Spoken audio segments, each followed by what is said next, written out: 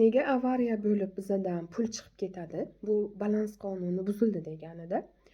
Avariya o'zi g'azab, g'azabimiz uriladi.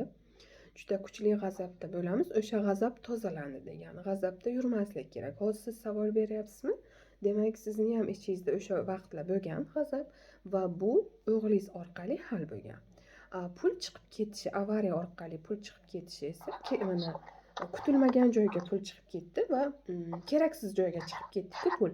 Siz o'zingizga ishlatilinmagan pullar yoki o'sha o'g'lingizni rivojiga ishlatilinmagan, o'g'lingizni sevgisiga ishlatilinmagan pullar shunaqa qilib chiqib ketadi. Biza hayotimizga kirib kelayotgan $1 uchun ham javobgarmiz. Bir.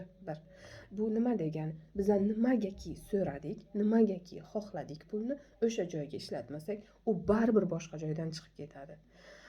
Yig'ib qo'yish, masalan, qo'rqqanimizdan yig'ib qo'yish, tejash qo'rqqanimizdan bular mumkin emas. Shu masalan qilaman desa, qayerdan bo'lsa ham bu pulni chiqarib oladi Xudo.